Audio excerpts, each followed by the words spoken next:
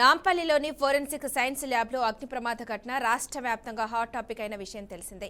ఈ క్రమంలోనే అందులో ఉన్న కీలక కేసులకు సంబంధించి ఫైళ్ల దగ్ధంపై వస్తున్న వార్తలపై తాజాగా డీజీపీ శివధర్ రెడ్డి రియాక్ట్ అయ్యారు.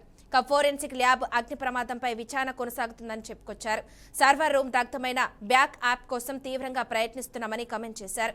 ఓటుకు నోటు కేసు ఫైల్స్ తగలబడ్డాయనేది పూర్తిగా అవాస్తవమని అన్నారు. 2021లోనే ఓటుకు నోటు ఫైల్స్ కోర్టుకు హ్యాండ్ ఓవర్ చేశామని చెప్పుకొచ్చారు.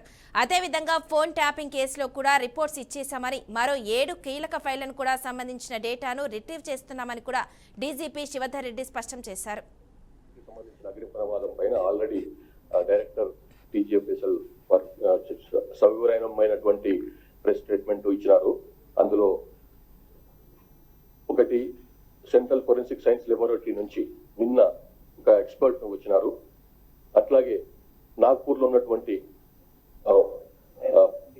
Fire safety institute of fire safety and అది ఒకటి ఉంది, చాలా టాప్ ఇన్స్టిట్యూట్ అది భారతదేశంలోనే.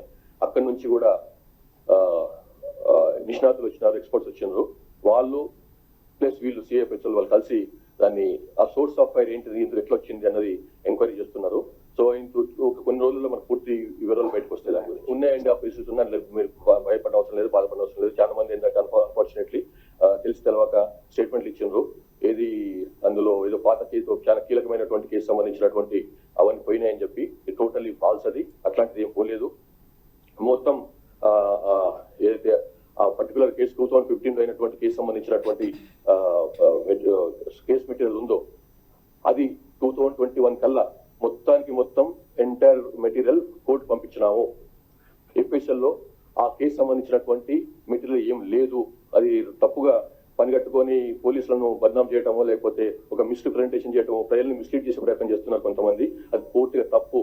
మా దగ్గర ఆ కేసు సంబంధించినటువంటి 2015 జరిగినటువంటి ఆ కేసు సంబంధించినటువంటి మెటీరియల్ మా దగ్గర ఏది లేదు. Entire material was shifted to court. అది ఛార్జ్ షీట్ కూడా అయిపోయినాయి ఆ కేసులు. కాబట్టి అది ఆ రకంగా ఒక అనుమానం కలిగించేట్టు మాట్లాడుతున్నారు.